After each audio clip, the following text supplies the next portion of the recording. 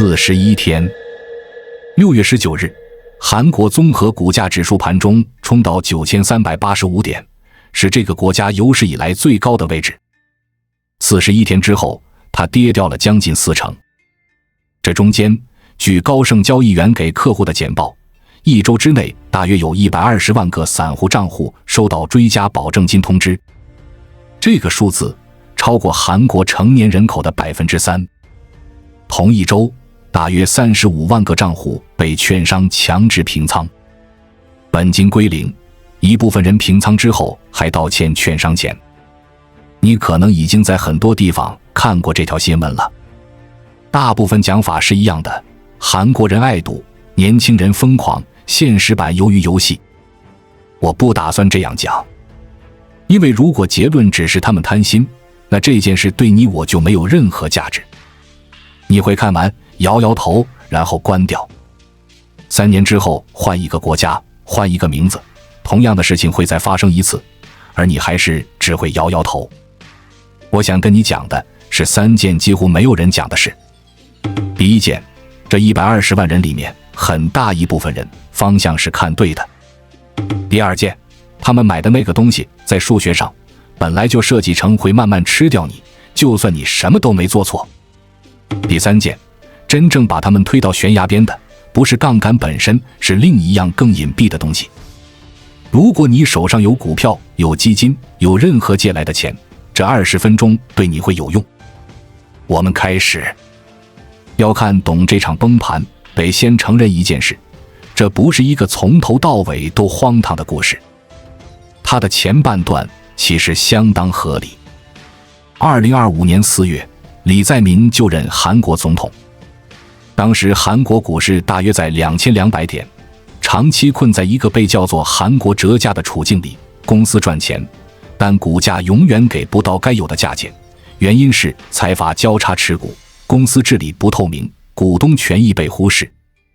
新政府上任之後做的事情方向是對的，修訂商法，改革股息稅，要求上市公司把回購的庫存股真正注銷掉，而不是放在口袋裡隨時可以再放出來。這些都是實打實的改革，是過去20年韓國一直沒能推動的東西。同時基本面也真的來了。2026年第一季，三星電子的營業利潤年增超過7倍， SK 海力士的單季營收年增接近2倍，連續幾季刷新紀錄。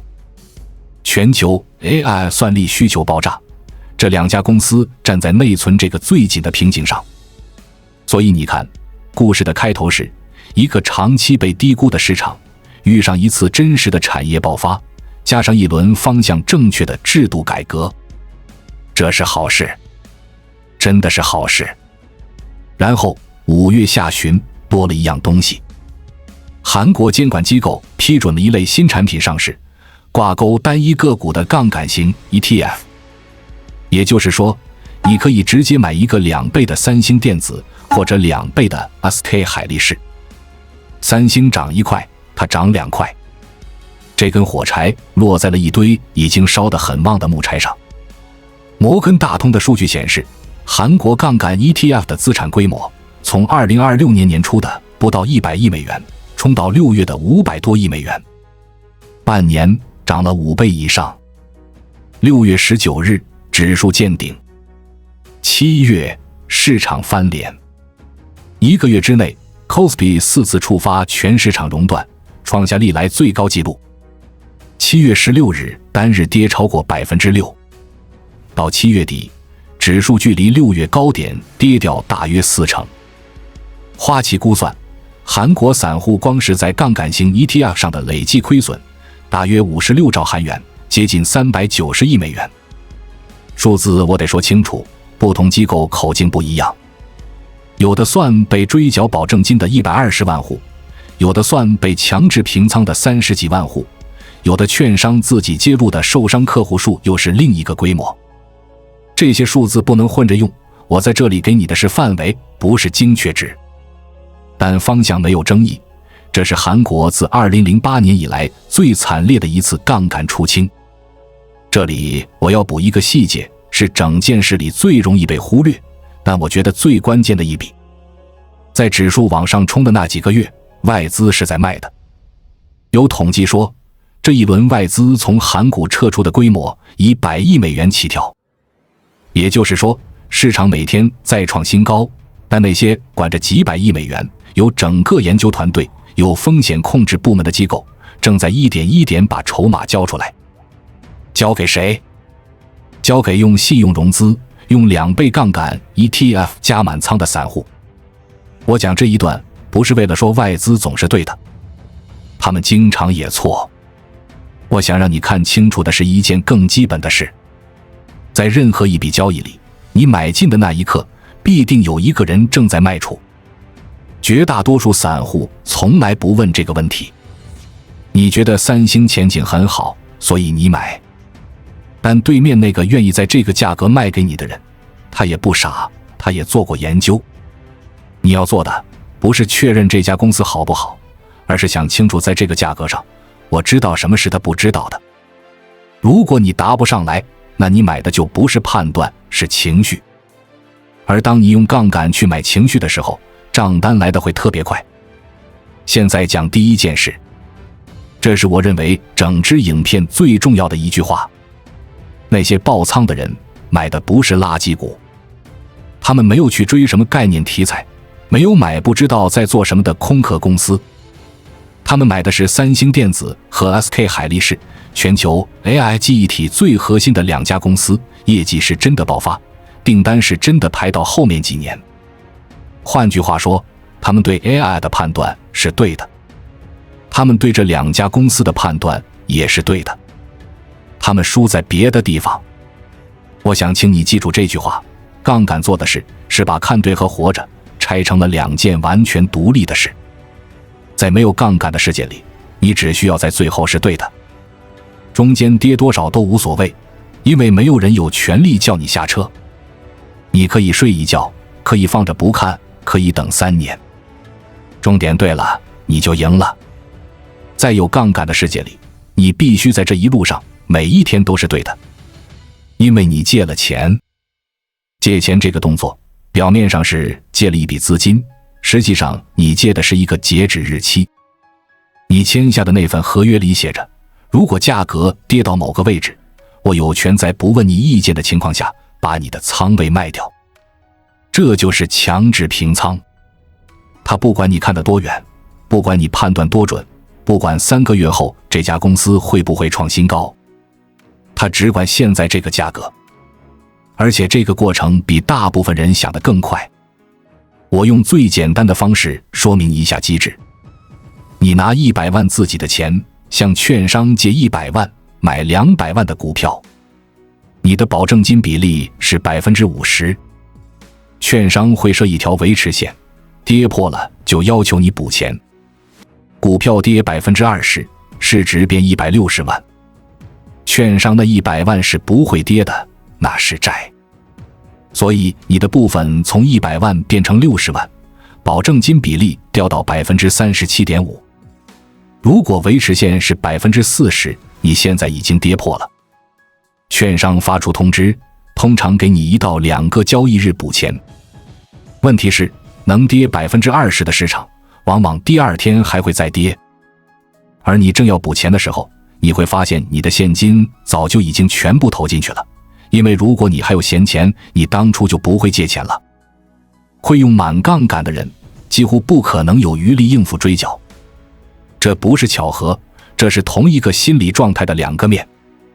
然後券商開始賣你的股票，他不會挑價格，他只會執行。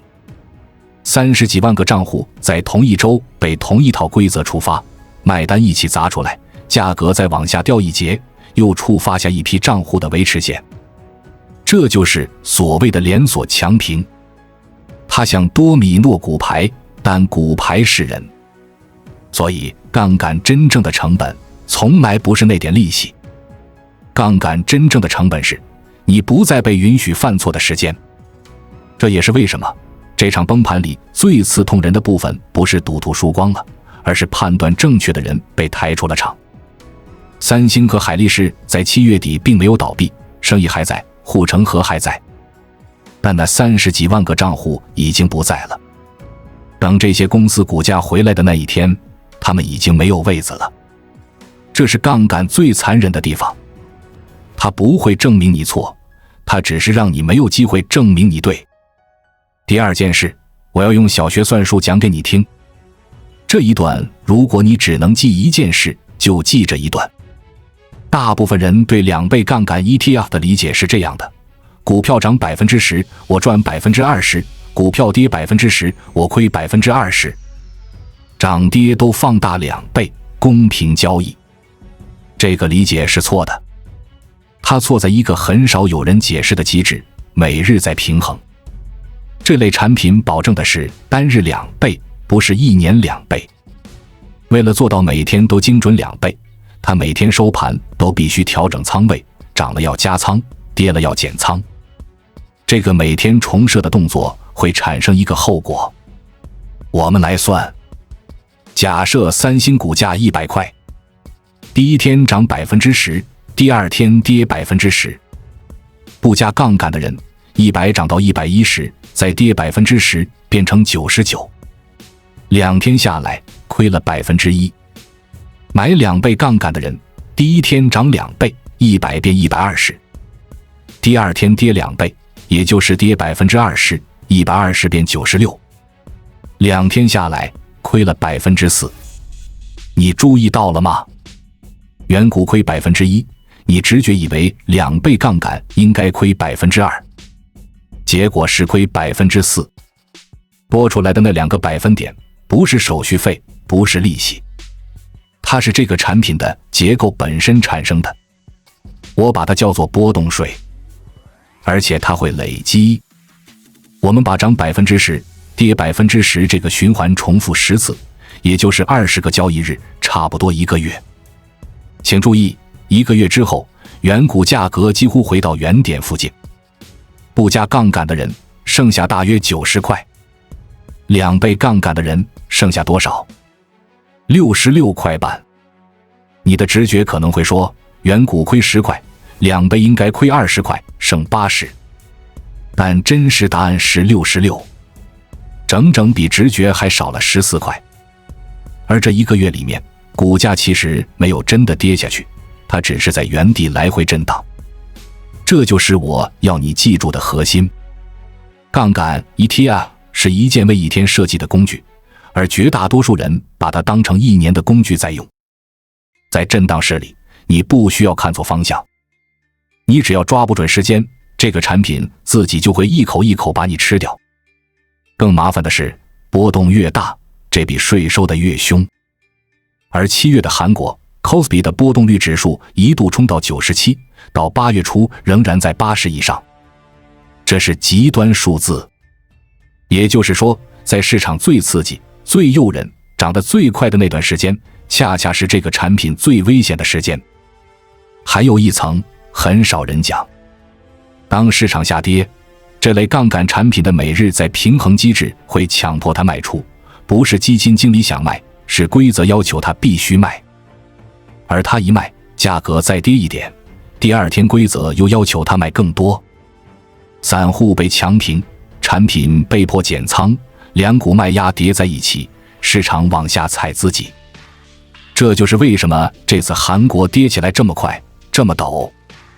它不是一群人恐慌拋售，它是一台機器在按規則執行。機器不會恐慌，但機器也不會同情你。現在講第3件事，也是我最想說的一件。如果你問我，這120萬人到底是被什麼騙了？我的答案不是被槓桿騙了，是被背書騙了。競選期間，韓國總統喊出 KOSPI 5000點這個目標。上任之後，一連串真實的改革跟上來。市場往上衝的過程中，官方多次表態市场仍被低估。我要很小心地說這句話，這些改革本身方向是對的。政府希望資金從房地產流向資本市場，希望企業提高股東回報，這在經濟學上完全說得通。問題出在傳遞的過程中，政府說的是改革，市場聽到的是保證。這2個詞只差幾個筆畫，但差別是致命的。改革，意思是我會把制度弄好，長期來看公司會更值錢。保證，意思是跌下來我會接住你。前者是真的，後者從來沒有人承諾過。而這兩件事被混為一談的時候，會發生什麼？會發生一件很微妙的事，風險感知消失了。當一個人覺得政府在挺這個市場，他心裡的那條安全線就往上挪了。原本只敢投30%的錢，現在敢投70%。原本不敢碰槓桿，現在覺得這波是國家隊行情。我想給你一個可以用一輩子的判斷標準。背書提供的是信心，不是兜底。信心可以推高價格，但只有兜底才能承接下跌。任何人為你的投資喊話，總統、名人、分析師，你最信任的那個網紅，他們提供的都只是信心。到了追繳保證金的那一天，沒有一個人會打錢進你的賬戶。再看監管的時間線，你會更清楚。5月下旬，單一個股槓桿 ETF 獲准上市。7月，監管機構宣布暫停新的這類 ETF 上市。7月底，把交易這類產品所需的現金門檻從1000萬韓元提高到3000萬韓元，還把原定8月才實施的新規提前執行。同時限制個人投資單一個股槓桿 ETF 的金額不能超過個人整體金融投資的20%。這些措施每一條都是對的，但它們全部發生在30幾萬個賬戶已經歸零之後。我不是在指責誰，我是想讓你看清楚一個規律，這個規律在全世界任何市場都成立。監管永遠是滯後的，它是用別人的血寫出來的，而你的倉位不能是滯後的。還有一層更值得琢磨的諷刺，把門檻提高到3000萬韓元現金，本質上等於事後承認，這個產品不該賣給拿不出3000萬韓元的人。可是當初買的最兇、下注最重的，恰恰就是那些拿不出3000萬韓元的人。順帶提一件值得注意的事，這次事件之後，台灣的金管會公開表示，單一個股槓桿 ETF 這類產品，台灣目前沒有開放，未來也沒有推出的規劃，理由是金融穩定考量。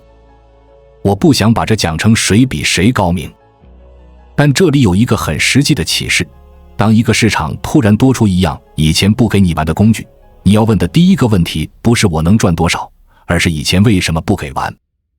金融產品的開放從來不是恩賜，它通常意味着某種平衡被打破了，可能是市場需要成交量，可能是政策需要熱度，可能是某個機構需要新的收入來源。而你是那個成交量。為什麼？這就要講到最後一層。韓語裡有一個詞很難翻譯，大概的意思是晴天霹靂式的窮人。它形容的是這樣一種處境：你的工資沒有少，存款沒有少，工作也沒丟，但因為你沒買房，沒炒股，而隔壁同事買了，2年之後他的資產翻了倍，你就突然變窮了。請注意這個詞的重點，它不是我窮了，它是我被同齡人比窮了。這是相對剝奪感，而相对剝奪感是所有槓桿產品最厲害的推銷員。有多厲害？看幾個數字你就明白了。韓國人口大約5200萬，但活躍的證券賬戶數量是以億為單位在算的，平均每個人手上不止一張入場券。更值得琢磨的是兒童賬戶。有報道指出，韓國從2023年開始放寬，父母可以直接用手機幫未成年子女，甚至剛出生的嬰兒開立證券賬戶。今年第一季，光是其中一家券商就新開了10幾萬個兒童賬戶，年增長以倍數計。這個數字我只查到單一券商的口徑，所以不能當作全國規模來引用。但它透露的信號很清楚，在韓國，讓孩子從0歲開始持有3星股票已經變成一種被廣泛接受的育兒行為。我想強調，長期持有優質資產給下一代，這件事本身沒有問題，甚至是好事。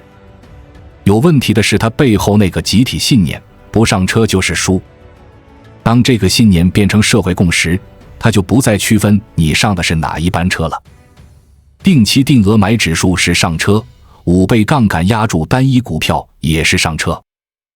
而在恐慌錯過的情緒裡，人永遠會選擇跑得最快的那一班。券商說服不了你，廣告說服不了你，真正說服你的是你同學群裡那個人曬出的賬戶截圖。